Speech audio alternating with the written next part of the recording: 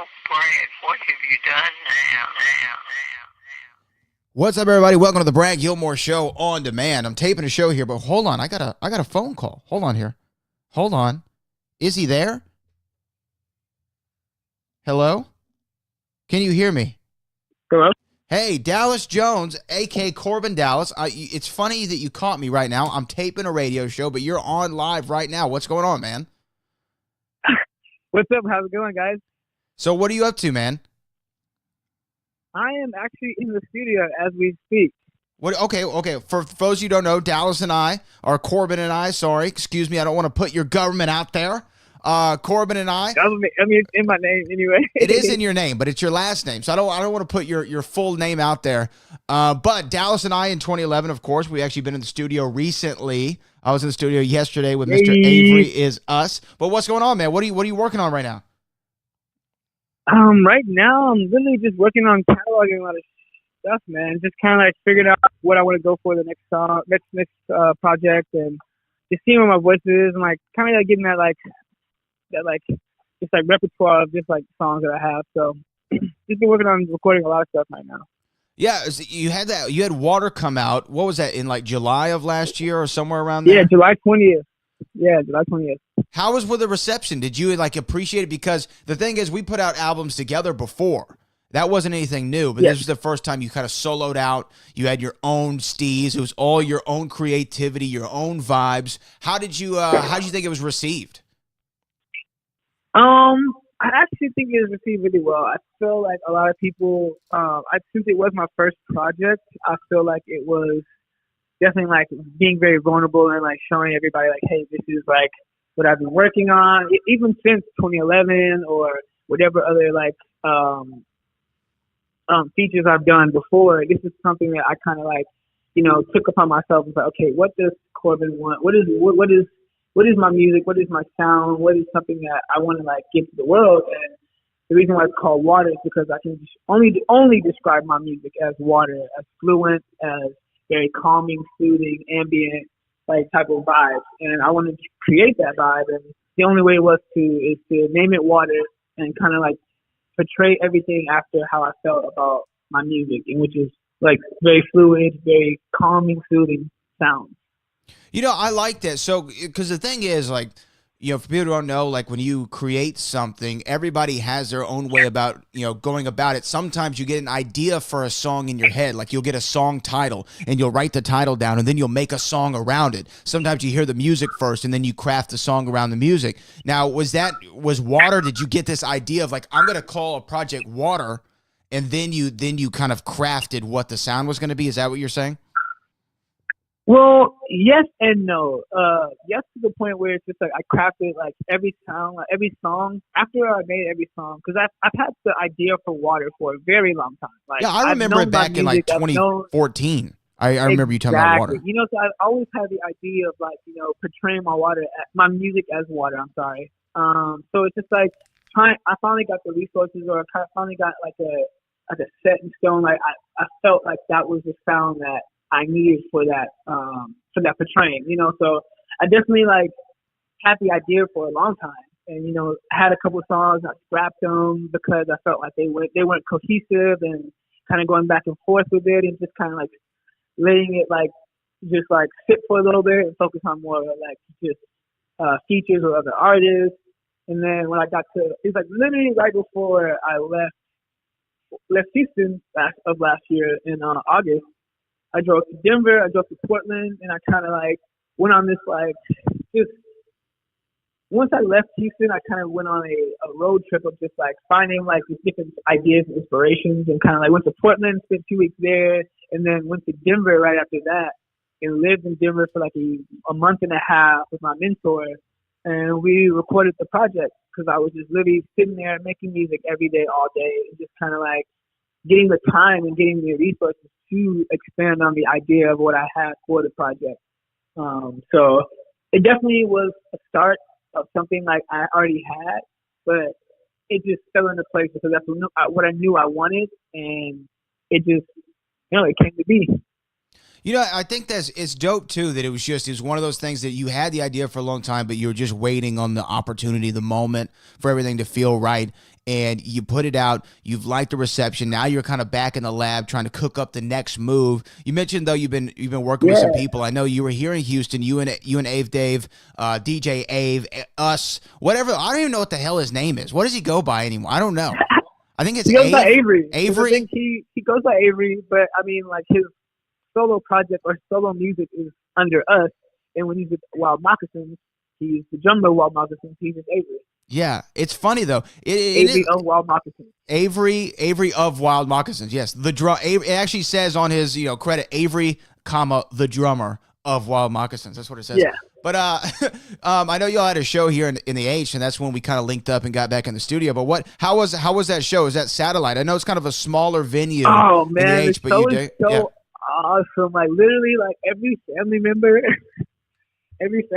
like people from Lamar, people from like Fossil, people from Tiny Boxwood, people just from everywhere in my life, every walk of my life, like, were there. And like it was a year since I've did a show in Houston, and it was just like me coming back to Houston and doing a show with the music that I created on the way out of Houston.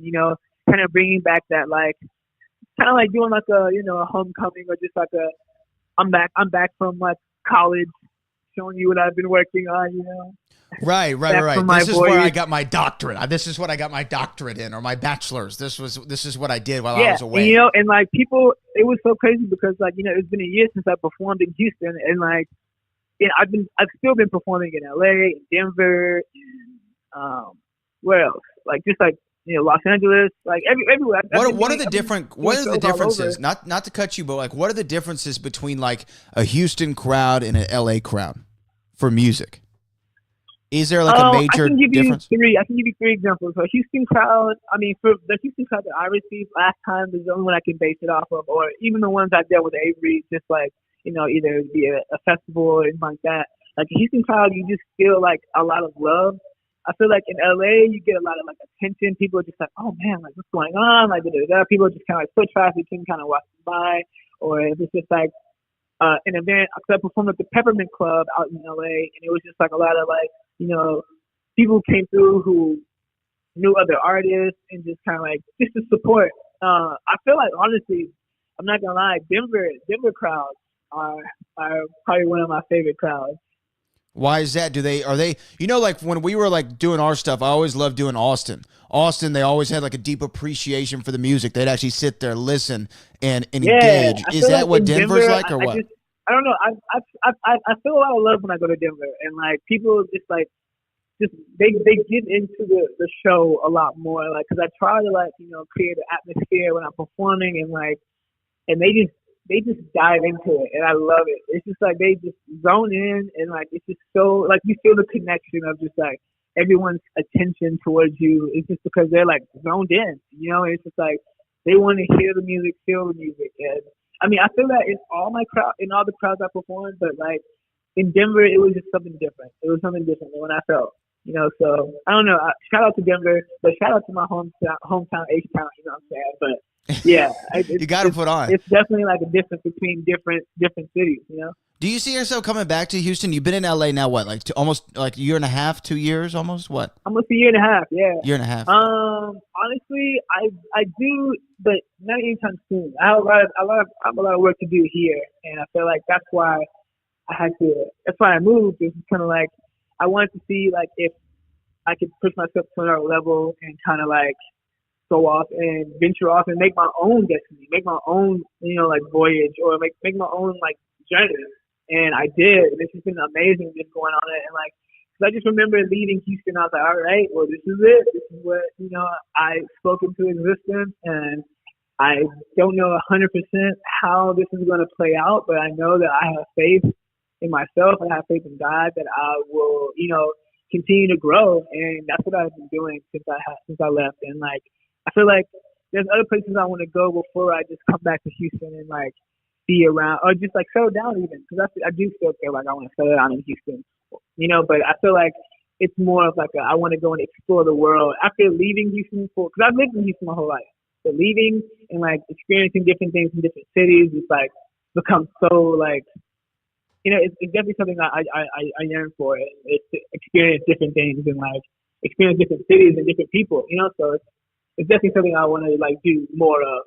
Is travel. What's dope though is like the time that you went, there was already a lot of like familiar faces that we knew from our music circle. They were already out there in the H, like our guy Stocks, who's like a family member. Y'all got one, man. Y'all got one. I don't want to like hype it up too much, but I heard the record. For it to come out. I can't wait. That record is very spicy. Coming soon. Skateboard Kane coming soon. Skateboard Kane needs to really come already, brother. I've been waiting too long, but that one that's on there is very something special. And I really think, though, D-Town, when we were in the studio a couple weeks ago or a week and a half ago, and I was in there yesterday, Wave, I think we got another one, man. I think we got another one. Just the thing. We've all been growing. It's just so dope to see, like, everybody's growth and just like knowing that, Stocks and, Avery and Trey and Tyler, because Tyler even DJed for me at the show. Right, yeah. I was DJ Motai for DJing the tracks and doing his own thing. You know what I'm saying? So it was dope to have the homie, like the day one homie, DJ the show. You know what's so funny is I told this story recently because somebody was asking me about like what are some of your early memories of performing with 2011. I was like, the first time that we were all going to be on a stage together, the show didn't happen. You remember that? No, it didn't. I remember that. We're going to be at that Francisco Studios, which we actually ended up getting a studio in. And then the second years show later. at Numbers, right? Yeah. The second show at Numbers. Wait, were you there? Yeah, you were there at the second, weren't you? Or no? Yeah, we did. Yeah. We did Destiny and Time Goes On. Destiny and Time Goes On, of course. But the first show we were supposed to do with you, we had practiced all day. We were hype about it. We got there. We had to carry drums up like 18 million flights of steps. And then we got there, we set up, and then and I don't even remember why we didn't do it. Why did we not do it? 10th, 11th grade? I think maybe 10th for you, 11th grade for us at Marabou Beach. I was definitely a sophomore in high school. Yeah. Why did we not do the show? I don't remember what happened. Was there just did we just think not they just ran out of time where it was something was like, weird. We were kids too. They're probably just like, nah, get these kids out of here. yeah, they're probably like, they're too young to be here. But yeah, I remember that, and then then there was the show at Numbers. Yeah, that was the first time we all kind of collectively. That's when it became a thing. When we in sync and on stage, man, that was awesome. It was an awesome experience, and I look forward to another reunion of sorts. Where all five of us will be on an H-Town stage. It's coming soon. That's something I'm trying to spend more time, in the studio recording so I can put out some more music. So now that with me putting out more music, I'll be able to, do more shows, different places, and kind of like do more touring and stuff like that. So I'm definitely like in the studio working for getting a project together so I can come back to Houston and do some shows, come back and just do like, events, all just to be home, with new music, which is something that I love to do. Bring for back sure, new man. music to everybody. For sure. Now, like, I have to get your opinion on it because we talked about it a little bit in the studio. It was a big thing a couple weeks ago. It's died down since, but just what is Corbin Dallas's, who's an up and coming a future, he's got the royal bloodline in him in terms of R&B. He is a pharaoh. What is Pharaoh Corbin? Who does he see as the king of R&B? Well, I'm the pharaoh of R&B, so I co-sign that wholeheartedly. This is a pharaoh of R&B. I definitely agree with that. I love that title you just gave me. There you go. I already have. I like that acknowledgement of the title. I co-sign it. But I don't know. I feel like there's so many different this R&B is so complex that you can't just I feel like lyrically, or is it just like vocally, or is it just vibe, or just overall.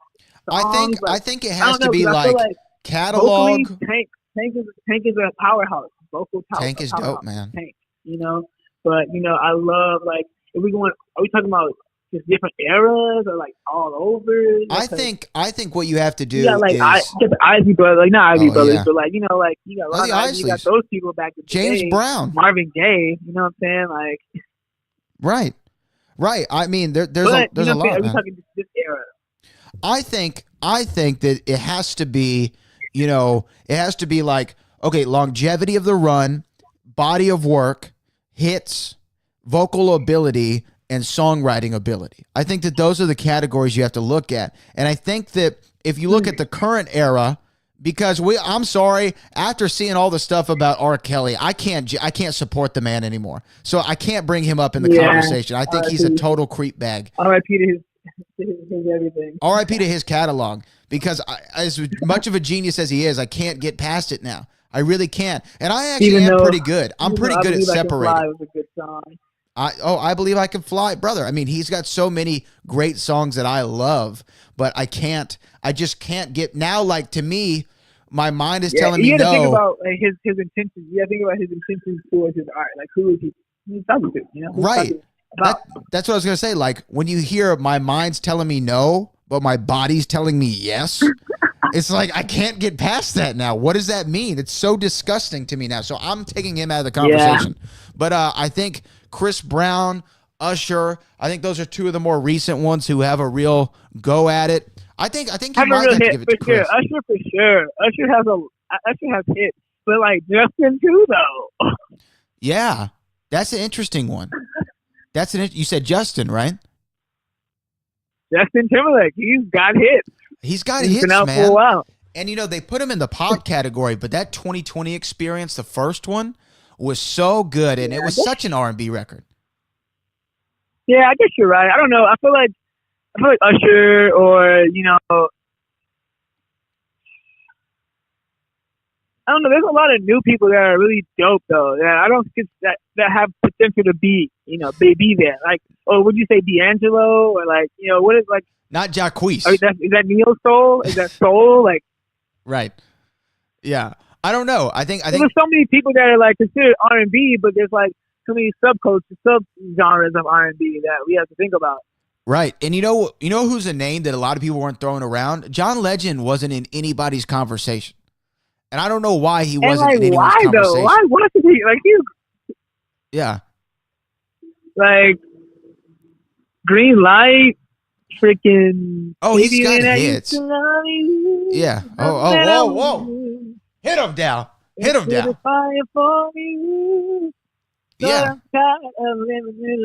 Yeah, that was a good song. He's got a lot, man, and his run is up there. But anyway, we could go on all night, dude. I know you called me for a specific purpose. I'm like in the studio. People, other engineers are like, "Where's do that?" Yeah, I'm gonna let you go. I've kept you on here for about a quarter of an hour, but I'm gonna hit you back. All right, after I get off the air. Definitely do that. All right, brother, man. You take care. Man. That is Corbin Dallas. Get Water right now, available all streaming services at Pharaoh Corbin on Twitter. What's your Instagram? Instagram is gonna be Pharaoh Corbin. PHARAOH CORBIN. BIN. That's Pharaoh Corbin. All right, man. I'm gonna hit you up later. Thanks, man. You take care. All right, brother, man. Well, that was my man. That was D-Town Boogie. I didn't expect to start the show off that hot, and I'm already 20 minutes in, and I got a lot to talk about. I'm about to get somebody else here on the line momentarily. Let me see if he's actually available right now. It should be. I'm about to dial him up. Now, that was my man Corbin Dallas. We're all working on new music. Sorry this thing is all over the place. This is a new year, new Brad Gilmore show. First one of the year. I'm excited, man. I was way off for the first week of 2018. I was not there really, or 2019. See, I couldn't even remember what year it was. I think the first 4 days I was out of commission.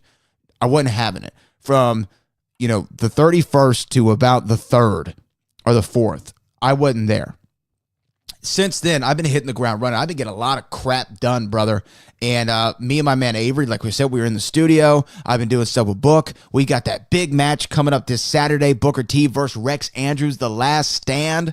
It's gonna be going live in Houston. Then find out at realitywrestling.com how you can watch the show, order the pay-per-view, The Last Stand. A lot of good matches on there, including I can't spoil it. Never mind, brother. But speaking of wrestling, I'm gonna see if I can get my guy on right here, right now. Let's see if we can do it. I'm gonna do a live call in. But there's something going on in the wrestling world that I have to discuss, and I feel like, hold on, is he there? Hello? Aaron Turner is on the show right now, live. I did a live call in with Aaron Turner. Aaron, how are you? Hey man, what's going on? I'm excited to talk to you, man. First of all, Happy New Year. Hold on, let's welcome to the show, Aaron Turner. Look at that. Hi. There he is. I'm over like Rover. You are over like Rover. Welcome to the show, though. How was your New Year? Great, man. It was really great. How about yours? I was just saying, like the first 4 days of the year, I wasn't having it. I don't know what was going on with me. I was in a funk. I was in a space. And then once I kicked out at 2 3/4, I've been hitting the ground running ever since. Well, that's good. I'm glad to hear it. I'm not a big New Year's guy. Like, I find that New Year's is kind of like the least important holiday for me. Like, it's just a day. It's like, okay, I guess we're just going to restart the year. Yeah. So, cool. I didn't know like where with New Year's, I never know when do you get back into business mode? Like how long after? Do you do it January the 2nd or do you wait till like January the 8th? Well, I mean, for my 9 to 5, I had to get right back into it because we were off on New Year's Day and that was it. So we're right back to it the next day. So I guess like maybe this week, I guess you're right, about the 7th, I'm kind of like, all right, I guess we got to hit the ground running here. Yeah, now it's time to get back into doing things. Now, during the holiday break, it is a good time. You and I are both movie lovers. We're both movie buffs. Did you get to see any good new movies? Is there anything out there that you enjoy? I did get to see Aquaman, which my good friend and our good friend John Roca seemed to not enjoy. But I enjoyed it quite a bit. I haven't seen it yet, so I'm reserving judgment, but I've heard mixed things. I enjoyed it quite a bit. I'm a DC over Marvel Comics person, so I really like Jason Momoa anyway. Very likable guy, and yeah, it's a good movie. I liked it. Where do you put it in the pantheon of the DCEU? I mean, is it number one? Is it number 2? Well, first of all, you'd have to have some good movies in there to rank it amongst the goods. But sorry, that was a I don't know. You know shot. what? Here's the thing. I think that is an unfair narrative overall, because the thing is, I thought about it. Now, okay, you have Man of Steel, you have Batman, Superman, you have Suicide Squad, Wonder Woman, Justice League, and now Aquaman. Is that right? Did I get them all? Yeah, okay. I think you got them all. So I don't like Man of Steel so much. I've watched it twice. Don't really like it. Batman vs. Superman, the 3-hour cut, I love that movie. I think it's great. The 3-hour version, the Ultimate Edition, the non-theatrical cut, the 3-hour version makes so much more sense than the cut I saw in theaters. I watched that cut in theaters, and I had no idea what the hell was going on. It's so crazy how 30 additional minutes, well, I guess that is a long time. That 30 additional minutes definitely fills out those plot holes. So I like that movie. Suicide Squad I like. I don't think it's a perfect movie, but I think there's enough character, there's enough charisma in there with Will Smith and Margot Robbie that I kind of got through it. I even like Jai Courtney in that film. There's a few things going for that movie that I'd enjoy. I enjoyed. And then Wonder Woman we all liked. Right. Justice League, I think it was barely passable. I think that if I was grading it as a paper, it would get like a 60 even.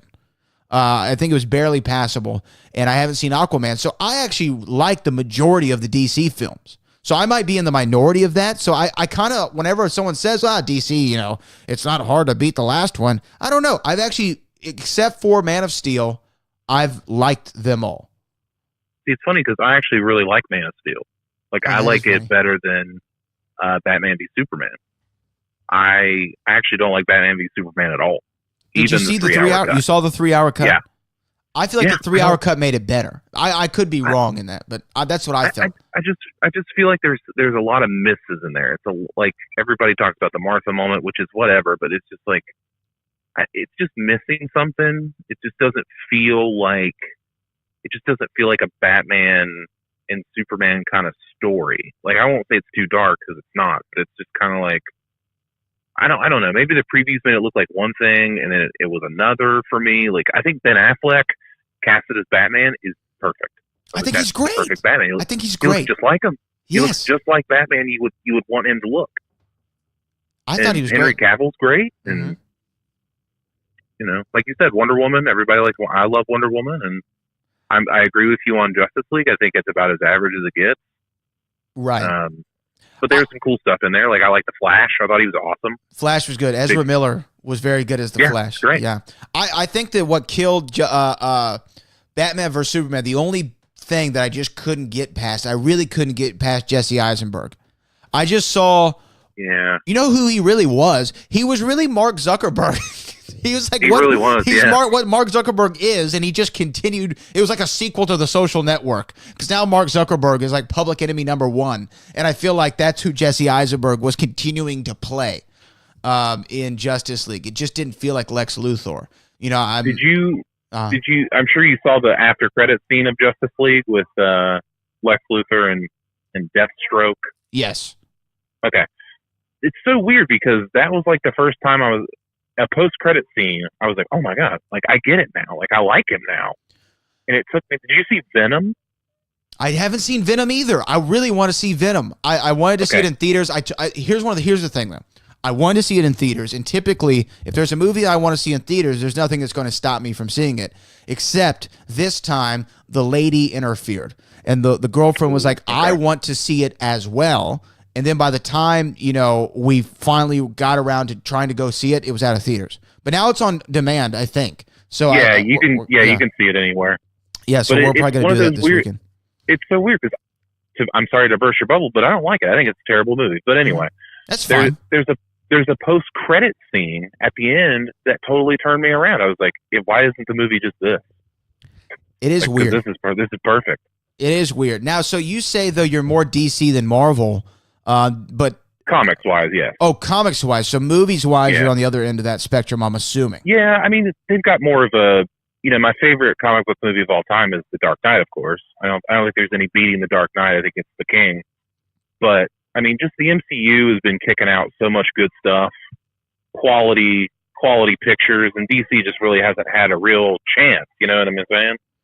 Like, yeah, they were playing catch up, and they just there was just no way. There was just no way you beat them. Yeah, I think they figured it out now. Like, okay, we tried to put together this Avengers-like movie in Justice League. It didn't really work out. So let's just do the solo stuff.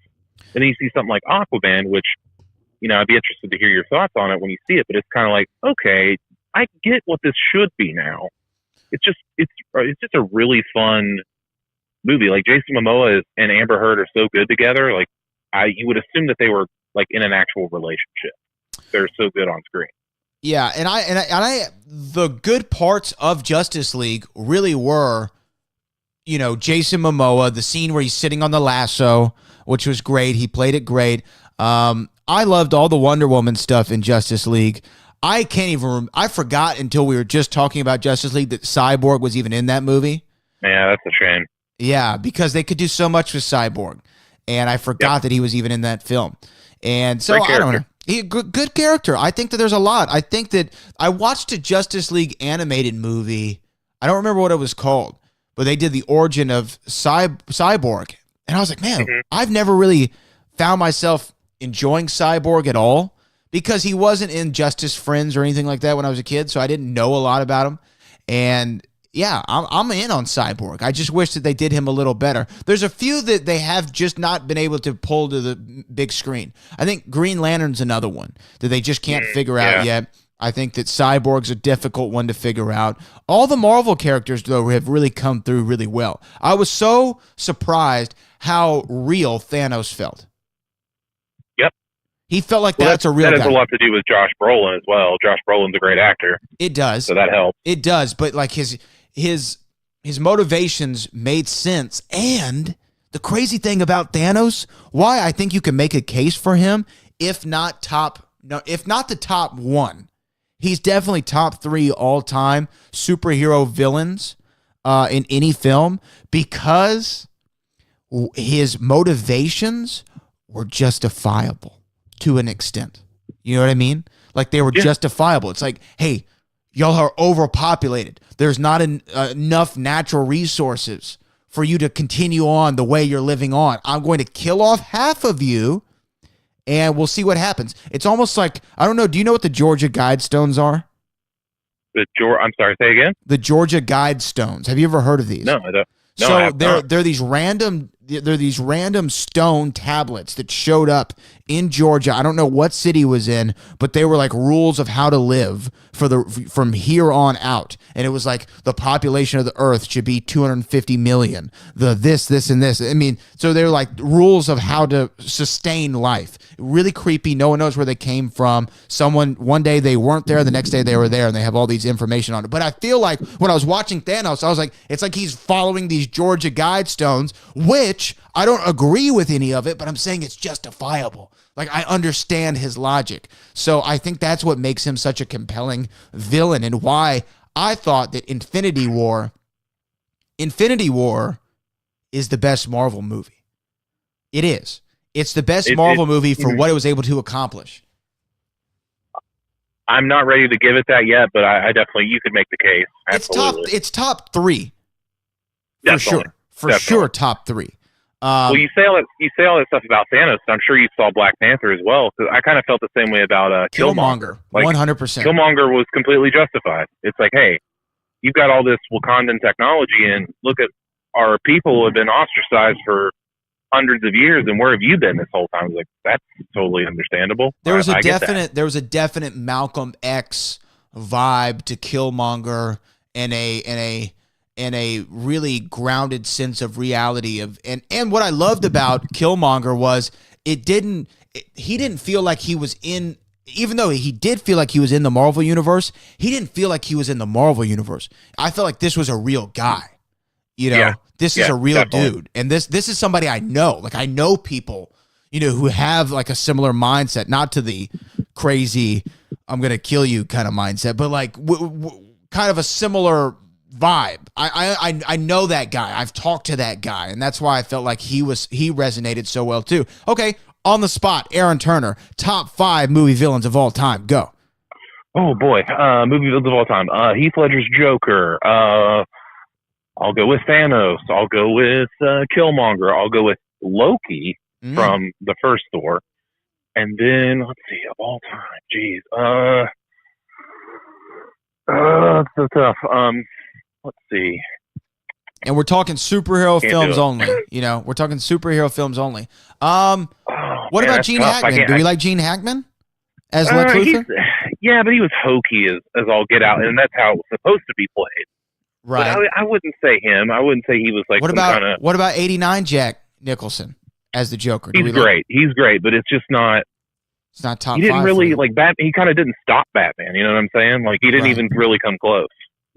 Huh. That's a tough one. I'd have to sit down and think about that. But that is more difficult, because I'm trying to think of who my 5th would be, because your list is my list except for the 5th one. Hey, you know what? Even though he's like an anti-hero villain, just because I watched the movie last night, I'm going to throw in a really random one, a dark horse candidate. I'm throwing in the comedian from The Watchmen. But he's not technically. Was it the first time you saw Watchmen? No. Tell me it wasn't. No. It's you know what though? It is the first time I saw the theatrical version. Okay. I'd only seen the extended cut, and I've only watched the extended cut a million times, and I've never seen the full one. And what was crazy is I guess I never paid attention to how beautiful the opening credits to that movie are. Perfect. It's so good. And I was like, Zack Snyder gets such a bad rap when he doesn't deserve it as much, because his movies all look beautiful.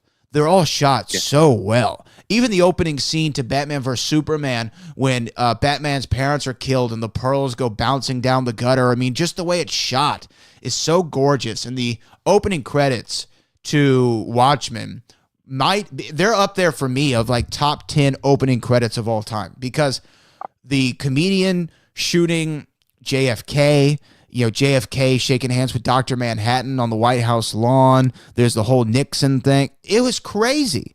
He gave you so much exposition and told you who a lot of these characters were in like 5 minutes with no dialogue. Yeah, and the song choice, "The Times Are a Change" by Bob Dylan, it was just perfect.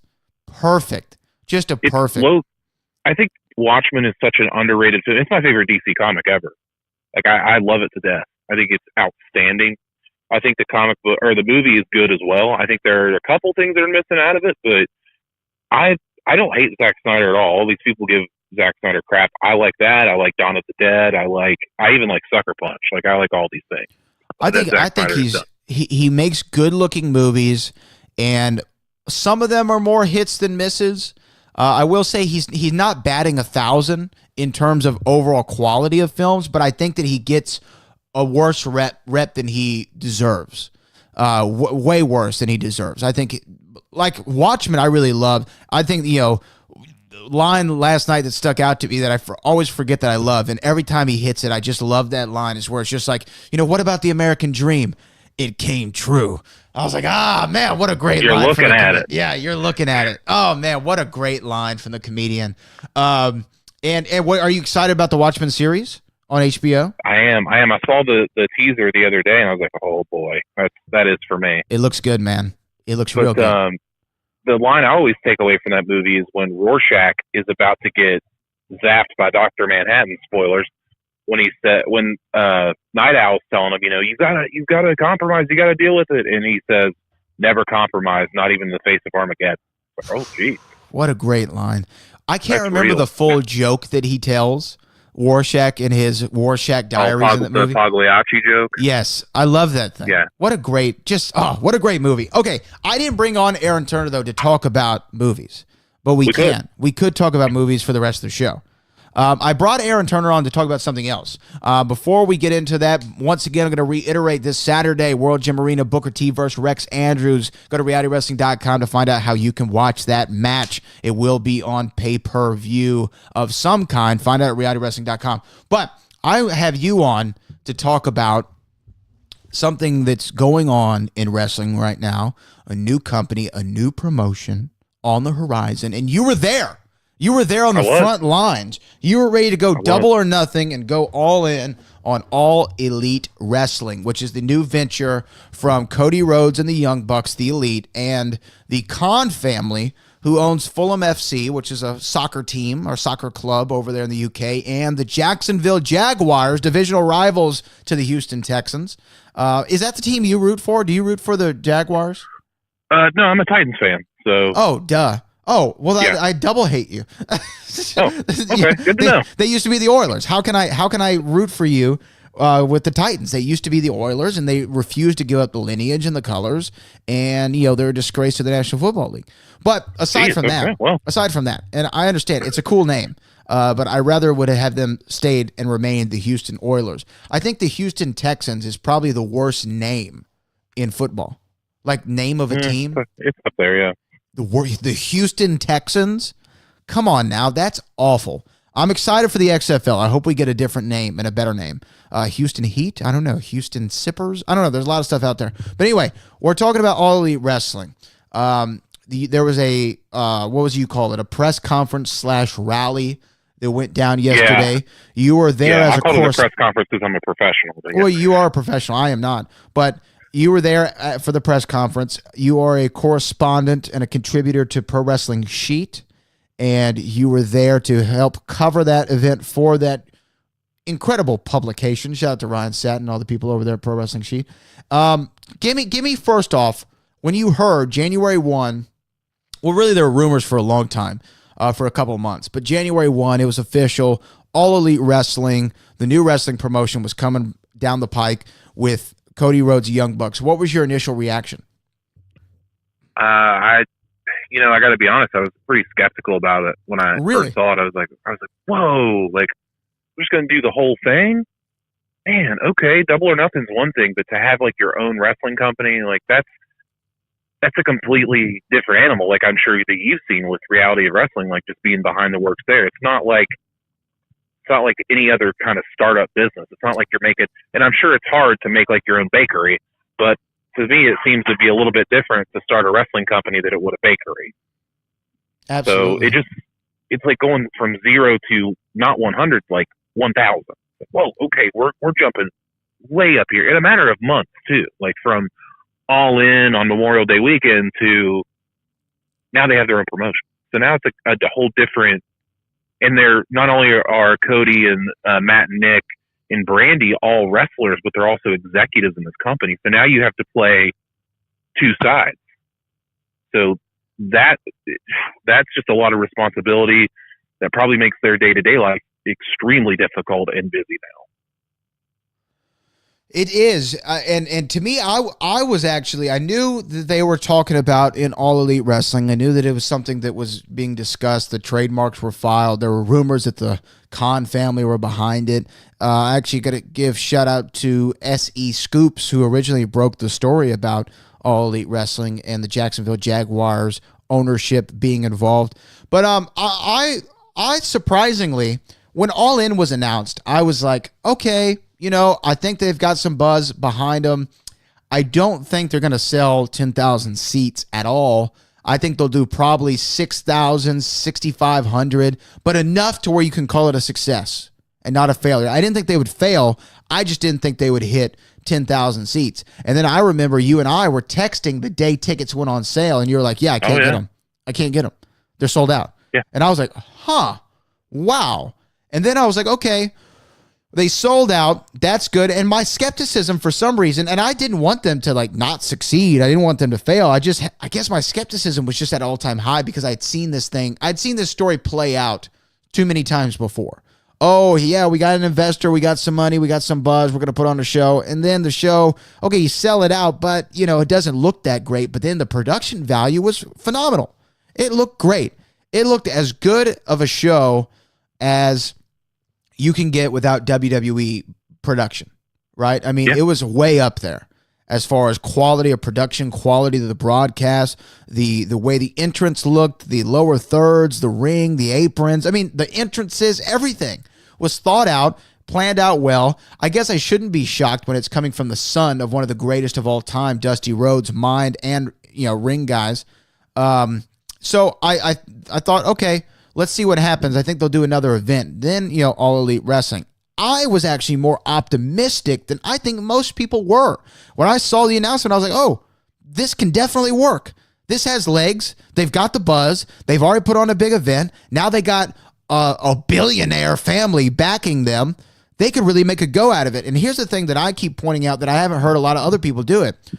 WCW, they had a billionaire backer, but he was a television guy who just liked wrestling. I don't know if he understood the business of wrestling. That's why he put people like Jim Hurd, who was a pizza manager in charge of WCW. He didn't know what the hell he was doing. He just wanted to own it because he liked it. And shout out to Ted Turner for that reason. He gave us a lot of great years of great wrestling, but it eventually ran its course because it was mismanaged. Okay, we go to TNA Impact.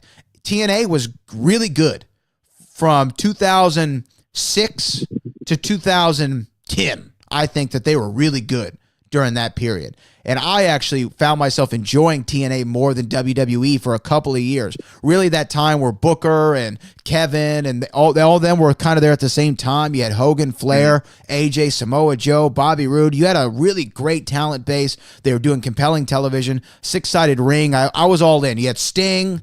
I was all in.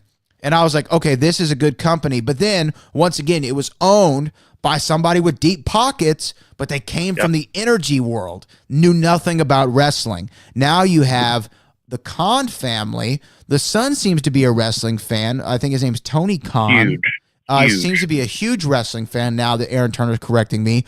But here's what I think that they have going for it as investors, more than Ted Turner and more than Panda Energy, is that they already own a professional football, two professional football teams, one in the U.S., one in the U.K., and they understand the marketing and what goes into a sport and entertainment entity.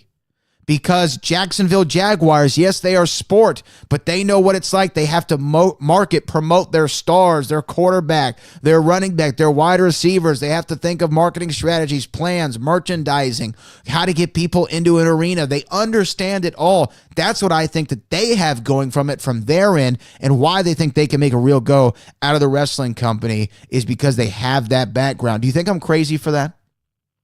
No, I don't think you're crazy. I think the good thing about it is, first of all, yesterday to go to Jacksonville, their stadium, that was the first time I'd ever been there.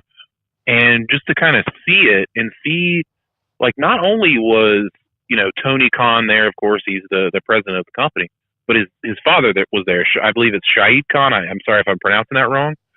But, like, right beside him was Doug Marrone, the coach of the Jacksonville Jaguars. There were some players out there. The cheerleaders were there, and executives from the Jaguars were there. So it's not like this is just, this is a billionaire's son playing with his toys. This is like a family group effort that are all invested in the development of this product. It's not just one guy. And I tell you, like, the Khan family themselves, like, I've never, like, I've never met such nice executive owner people. I've never really met an owner in my life, but like Mr. Khan, like the Shahid Khan, nicest dude ever. Talking to the fans, shaking hands with everybody, taking pictures, and just very open and very nice. I got to talk to Tony Khan for about a minute and a half. He's a very busy guy, but just hearing like his passion and it's funny because when there was a big everybody was in a line for media, and they kept asking him like kind of like testing his wrestling knowledge. Like, hey, did you watch ECW back in the day? He's like, oh yeah, and he's just rambling off like, oh yeah, Bam Bam Bigelow versus Spike Dudley at this pay-per-view, like just bam, bam, bam, bam, bam, like stuff that like a novice wrestling fan wouldn't know. Like, so you know that he's deep in it. He's like, yeah, I've watched for this long, and so it's not like they're being backed by, like you said, like Panda Energy, or even like Ring of Honor's backed by Sinclair Broadcasting. Like, all these companies have billion-dollar backing. It's just the problem, or the difference. I shouldn't say problem. The difference is the Khan family seem to be more invested in the people and what it can be than what I perceive these other companies. Okay, so let's talk about the event though itself, because I saw a part of it, and I was in the studio at the time. I was recording something, and I was just checking my phone while the engineer, shout out to Ave, was mixing the record, and I saw just fireworks and Chris Jericho, and I was like, this is actually bigger than I thought. So talk about the event. When did you get there? What was it set up like? Give me all the details. Well, it's about a 2-hour drive from R&amp from Orlando to Jacksonville. So it was I drove about noon, so it was nice and easy traffic to get there. Jacksonville's laid out kind of strangely because there's a giant, what do they call it? Like a drawbridge, not a drawbridge, but you know what I'm saying? Like the bridge like that a comes suspension up. bridge. Yeah. Yeah. A bridge that comes up to get into town. So like if you don't get there at a certain time, you're going to be waiting for a while. So that's kind of weird. Like it looks like a huge island you're going into. But anywho, so I rolled up there. It's probably about maybe 2 hours before the press conference. And I got there. I was talking to the All Elite Wrestling media person, talking to some fans, and then Cody and Hangman Page came out there to talk with the fans. They were talking, signing autographs with everybody, you know, thanking everybody for coming. And they were checking out the stage because they were testing like the little pyro and fireworks that they had. And then like people started kind of rolling in, and then I saw like when I got there, I think there was maybe like 15 people there, waiting to get in. So then as it kept going, you would see more people and more people and more people, and you would see like food trucks, and Pro Wrestling Tees had a booth, and Bacardi and Sky Vodka and all these other things kept setting up, and there was a full bar. Like it wasn't just like a press conference. It was a full on like block party in the parking lot, and it was the first, like when I went to Raw on Monday as well, and it felt completely different because like with Raw, you pay, you go to Raw, you sit down, you watch it, you have little to no interaction with the fans or with the performers other than like cheering. But with all this All Elite press conference, you just kind of felt like you were a part of something new, something different. And then you'd be walking around, and it's like, oh my gosh, there's Cody. And then he's just, hey, what's going on? How's it going? Like, nicest dude I've ever met in my life. Like, super nice guy. And just the whole production of it, there was, Conrad Thompson, who does all the 83 weeks and Something to Wrestle and What Happened When was there, and got to talk to Conrad for a second. And very warm guy, isn't he? He's a great guy. Oh, shout out to Conrad. He's just as you would expect him to be. He's just Conrad. But just seeing all the people that are involved and the heart and soul that are going into it, like even down to the littlest thing, like, okay, I need to check. I know we checked this mic 50 times, but I need to check it again. So it was a big production from start to finish. It wasn't like the All In press conference, which I felt was a little lacking. This one felt like a big deal. Yeah, this one felt like a big deal. Very structured, and I think they hit the marks. And everybody that I talked to in the media section, all the fans that I talked to were very happy to be there and would have waited even longer to get in. So I was impressed from what I saw of the live stream, the way they were laying everything out. So let's talk about what to me was even though it shouldn't have been shocking, it was shocking. Let's talk about Chris Jericho. Chris Jericho came out at the very end, I believe, of the press conference, or toward the very end, and announced that he was all in on All Elite Wrestling. And then a few minutes, I say a few minutes, maybe an hour or two later, I look on Instagram and there's a video of him and Tony Khan signing an exclusive contract to All Elite Wrestling. This is Jericho officially out of WWE, at least for the time being. I mean, I know the writing was kind of on the wall for this. We saw Jericho do the New Japan stuff. He did the Jericho Cruise working with Ring of Honor. He just did another New Japan show, Wrestle Kingdom. He was the IC champion for New Japan for the majority of the year. And he posted a picture with Cody and the Bucks, I believe, or Cody and Kenny Omega, the Wrestle Kingdom weekend. So I guess we shouldn't be so shocked, but I was shocked that happened. What was your reaction like to Jericho, the exclusive contract, no more WWE, the whole nine? I was surprised. I wasn't surprised that he was there. I was surprised at, like you said, the exclusivity in what he was saying. Because it's one thing to say, like, yeah, I'm going to be involved. I'll be a double or nothing. I'll make an appearance and wrestle somebody. But to say you're going to, like, I'm all in on All Elite Wrestling. I'm here. I'm going to do this. We're going to change the world. So, and then the fireworks go off, and he's trying to get the crowd pumped up, and he kind of, like, steps away from the microphone and gets down, like, in front of the crowd, and he goes, "Let them over there hear you." And he was pointing, because across the road was SmackDown. Yeah. That's where Friday Night SmackDown was. Literally across the parking lot was where SmackDown was being held that night. So he said, "Let's see if they can hear you over there." And it's just, I don't know. Jericho said it himself. He said, "I'm a rebel. I'm a trailblazer. I'm somebody that's looking for the next thing." You know, you can see that in the way that Jericho's evolved over the years. A million different versions of himself. The guy, in my opinion, is the greatest of all time. I think he's amazing. And for him, Cody said it when I interviewed him and Brandy. He was saying that having a guy like Chris Jericho, who has, of course, the accolades in wrestling, but not only that, but the media with his podcast, which is, internationally known, Talk is Jericho, one of the best ones out there, his knowledge, his leadership, his vision, all this kind of stuff, like, it gives us such a huge rub.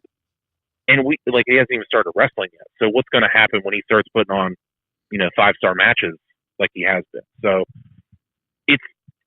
it's just, if there was one person to get from the WWE quote unquote like mainstream audience that people would be like, whoa, it's Jericho. Outside of like John Cena, it would be Chris Jericho, because he's a known name, and what he's done over the past years, it just makes you stop and go, okay, this is pretty serious now.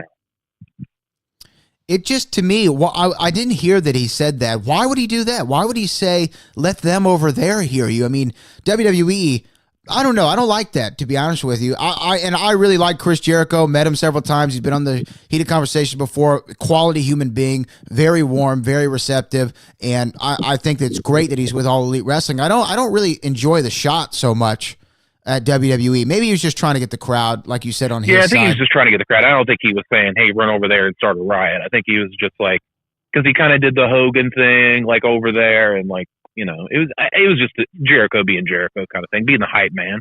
Okay, so it wasn't so much of, there was more behind that. It was just kind of a flippant comment.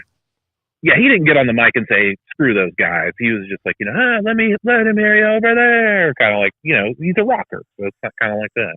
Yeah, I think that his involvement can't be understated enough. I mean, to me, he's the star of the company. I mean, Cody Rhodes is as well.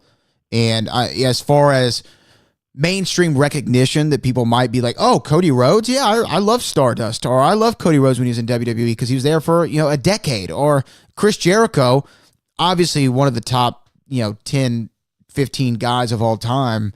Of course, that name sticks out to you. You said he's the greatest of all time. I mean, so obviously to people who agree with you, that's a big deal as well. So I think that they have that going for them. But what aside from that, what is going to be the plan? Did they say anything? Is there going to be television? Is their model going to be just big events on pay-per-view? Is it going to be weekly television? Like, what is their idea for All Elite Wrestling, or did they not go that in depth yet?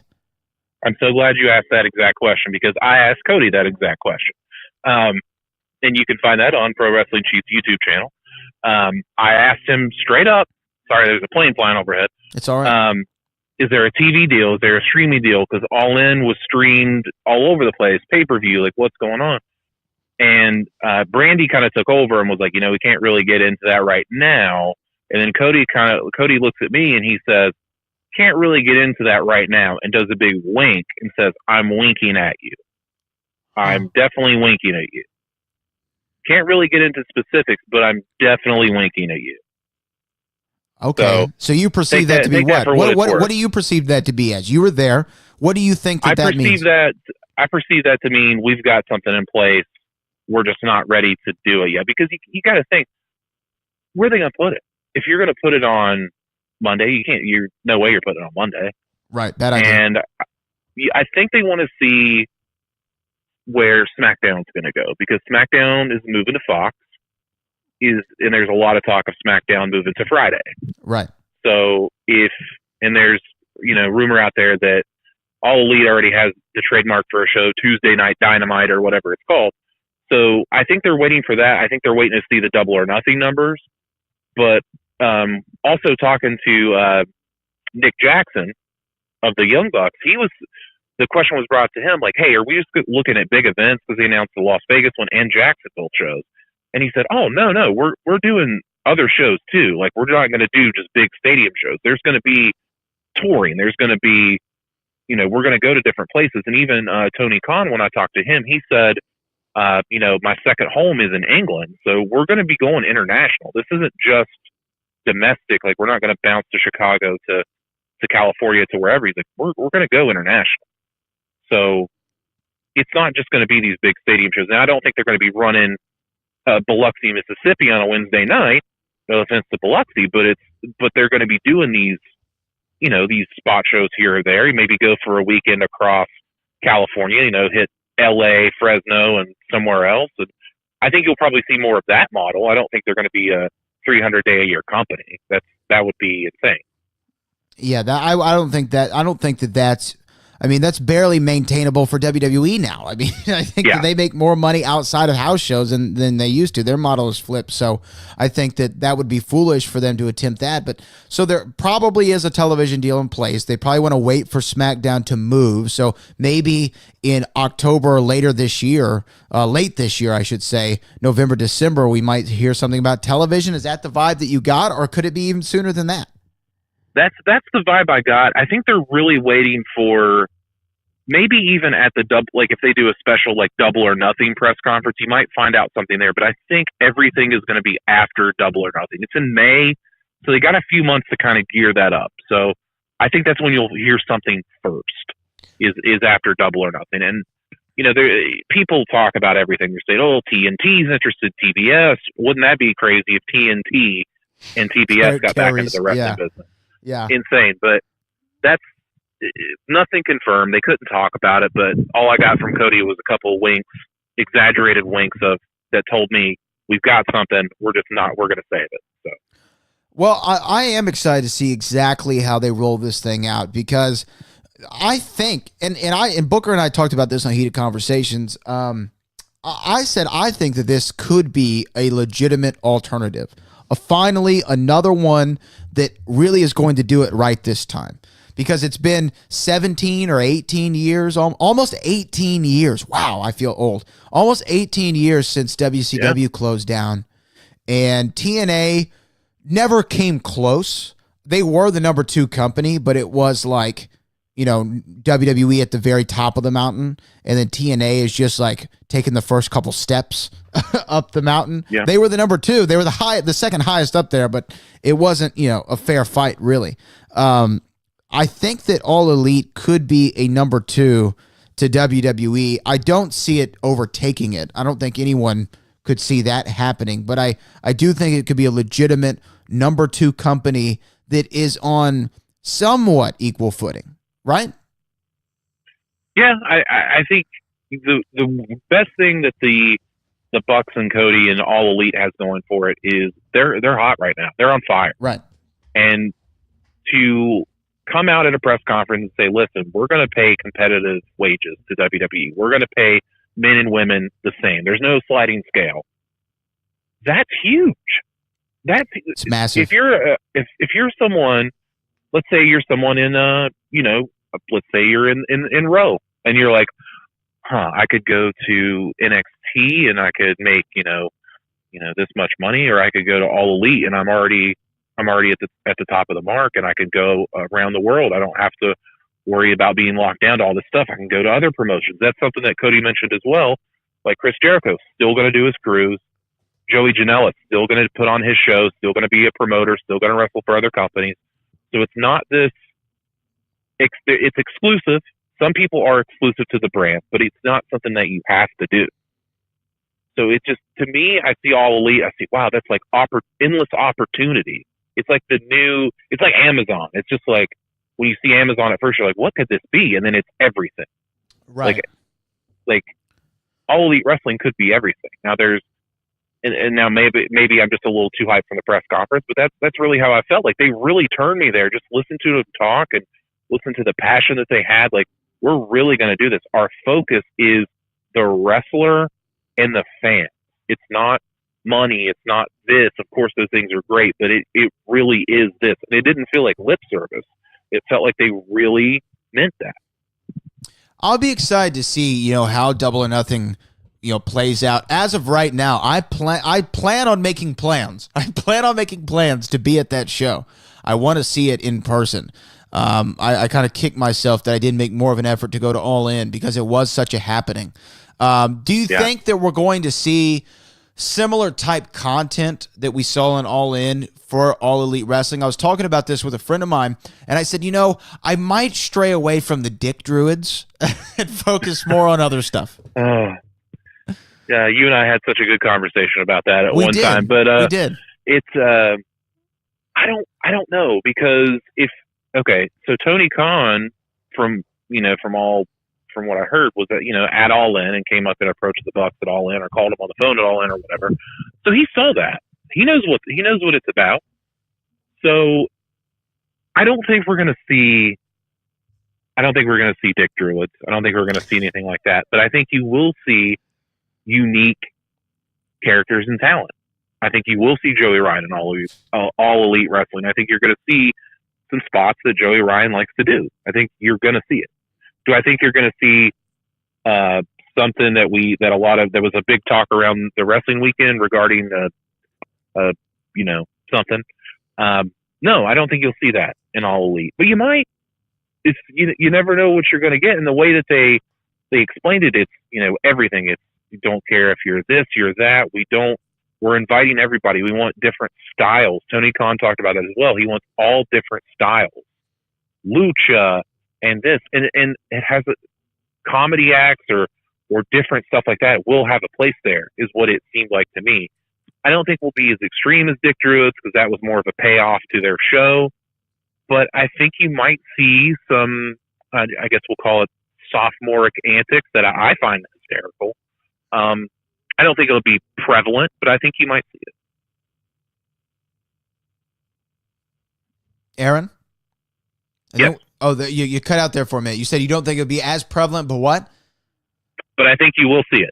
I think you will see it. Okay. Well, I'll see what happens. Here's the thing. In the last year, I've done almost a complete 180. I think I was late to the party. Hey, no pun intended. Shout out to the Schmodown folks. But I didn't get the Young Bucks at first. I didn't get it. And All Elite, or not All Elite, All In, changed how I looked at the Young Bucks. I started slowly coming around and saying, you know what? These guys are really smart. Man, these guys are actually doing it right. Then I saw All In. I was like, oh, I'm a fan. I'm a fan of these guys. And we had them on Heated Conversations. They were great dudes. I enjoyed their conversation. They were complimentary of book and the opportunities that he gave them through their little beef back in the day, and I really liked their mindset for wrestling. You can tell these guys are passionate about wrestling. They love wrestling. They absolutely love wrestling. And Cody absolutely loves wrestling, and it's all that they think about. You could tell the three of them have a constant group chat that never stops going on about wrestling, and that's what I think it has going for them, is they have people who are passionate. Because when you lose that passion, everybody can see it. And if you have that passion, everybody can see it, and people are attracted to people who are passionate about the things that they do. So I'm excited to see what happens. Any other major takeaways? I know there was stuff talked about with maybe there's going to be insurance for the guys. I know that Cody said if someone was hurt in their ring, they're going to be covered. I don't think that's any different from what WWE currently does or what we at Reality Wrestling, we don't have insurance policies for the wrestlers, but if they get hurt in the ring, they get their bills taken care of. So I don't know if that's what he meant, or he's going to treat the wrestlers like employees. Are they going to be independent contractors? Was there anything of that nature discussed? It was another wait and see kind of question. The only thing that I could confirm was that like front office employees will have healthcare coverage, but that's pretty standard from just having like a normal job, right? That you would be offered health coverage. So that's all on that front. But it's something that's ongoing. All this stuff is ongoing. So health insurance and different travel, all that stuff is ongoing. The pay scale and how that's going to work out, because they said wins and losses would be important towards pay, which was confusing, but they couldn't clarify. So yeah, that doesn't make any sense. Kind of a lot of wait and see. Yeah, that doesn't make any sense. Yeah. How big do you think the Jericho contract was? I know he said it wasn't about money, but it had to have been. It had to have been at least partly about it, because he's got to make great guaranteed money in WWE if you're to re-sign with them. I'm thinking it's 7 figures. Maybe I have no inside information at all, and I am probably 1,000% wrong. If I had to make a guess at Chris Jericho's contract, he signed a 2-year deal with a 1-year option on his side that was $1 million a year. So I think he signed $2 million for 2 years. He gets the option after the first year. That's what I'm guessing. Well, I'll say this. I think, rumors are swirling out there that WWE offered Kenny Omega $3.5 million. Don't believe it. I don't believe it either. But I think that I would say Jericho he got 1.5 per year. 1.5. Okay. 1.5. Plus, he still gets to do his stuff. Still gets to do his cruise. Still gets to do the podcast. Still gets to go tour. Still going to be in New Japan probably. So why wouldn't you? Hey, you get to do all this cool stuff still. Just be Jericho. And he lives in Tampa, so it's not a 3-hour drive for him. He'd be home every night, based out of Jacksonville. Yeah. So do you think they're going to go the TNA route and have, WCW route and have a home base where they shoot all their television? Is that kind of the vibe you got? I don't think it's going to be like that. I think they'll base like the corporate operations out of Jacksonville, but I think you'll see a lot of not Orlando, but like Central Florida, South Florida specific events, because Cody, when he would tour with Ring of Honor, they would come through Lakeland, which is a little bit north of here, Orlando. It's kind of in between Orlando and Tampa. So I think they're going to hit, and they talked about it last night, like Jacksonville is a soft market for WWE. Orlando and Tampa are the big markets, obviously. So I think you'll see a lot of that. Like you'll see, maybe they won't hit, Orlando and Tampa, but they'll hit Jacksonville. Maybe they won't hit Nashville and but they'll hit Chattanooga in Tennessee. So it's just kind of like, we may not hit all the big stuff, but we're going to hit where we're going to have some footing. I don't think they're going to stick to Jacksonville. I think that I just kind of said that because that's where Tony, the Khan family's based out of, being the Jaguars owners. Yeah, I think that you're probably right. They're going to have the home base there, but see what goes on. I would like a touring show, but doing touring weekly television is next to impossible unless you have. You would have to film some bulk. Yeah. Oh, you're going to have to tape. And I just think that. I think that, there's a lot of big questions still about All Elite, but would you say overall you're more optimistic now than you were a week ago? Absolutely. I'm over the moon excited for it. Like it just feels different. Like, like you and I are about the same age. Like it kind of feels, I don't want to say it's like Monday Night War, like, cause it's not like that, but it feels kind of like when TNA was getting good, and you're like, all right, we might have some competition here. Like, I like what they're doing. It kind of feels like that. Like, right. Like it feels a little bit TNA bigger on the to come me. up with all. It already feels bigger than Impact. No disrespect to those guys. Shout out to Johnny Mundo, but it's it just feels different. It feels like you're getting ready to see something gigantic explode, like a new revolution. It doesn't feel like a bunch of bull crap. It doesn't feel like Hogan's like XWF or whatever. It doesn't feel like that. Yeah. And with all due respect, as much as I love Lucha Underground, it doesn't feel like that either. It feels like something completely different. Like, oh my gosh, this is going to be, you're going to have stars like Neville or Pac, if you will, show up, and people are going to go nuts because they love him and they want to see him perform. Yeah, no, you're right. It feels bigger than Lucha Underground and the XWF. What a funny thing to bring up. Didn't they only have like one show?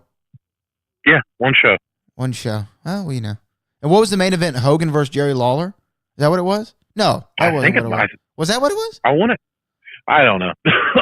No, Jerry Lawler was the commentator because it was Jerry Lawler and Tony Schiavone were the commentary team. Oh, yeah. It's a good team. I wouldn't solid mind team. seeing Tony Schiavone show up in AEW, but I know it's kind of locked down right now. Yeah. Well, you know, hey guys, I'll throw it out there. You know, I'm not tied to any contract. I'm just saying, I wouldn't mind going down to AEW. You know what I'm saying? Make a little scratch, make some long green ducats, as my man Booker T might say. Long green ducats. Well, Aaron Turner, anything else? What else? Now, are you coming back in the podcasting game anytime soon? I don't know, man. My podcast mic's kind of in the dust right now, but we'll see. Can I ask you a question real quick? Yeah, what's up? How excited are you to see Booker T come back?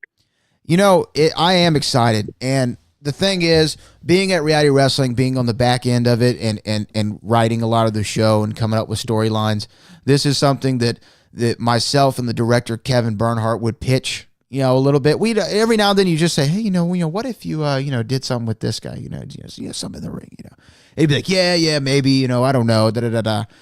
And then when this one came around, you know, it was his idea. And he was like, I think that I want to do something with Rex. And I was like, oh, okay.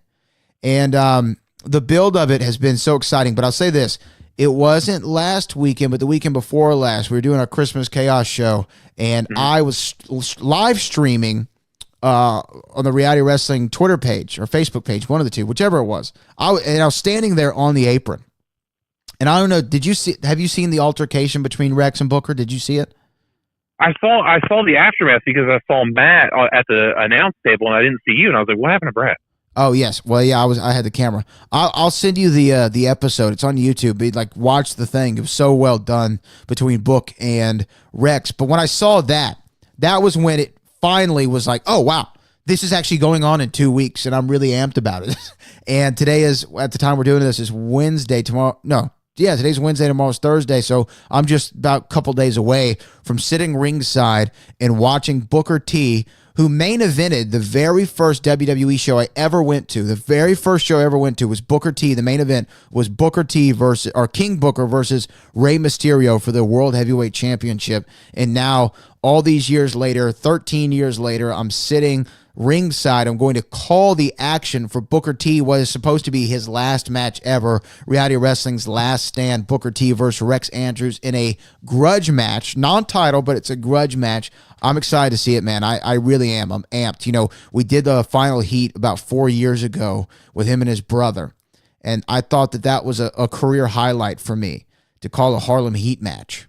And this one, to me, is topping it. You know, to call Booker T main event pay-per-view match, it's pretty special.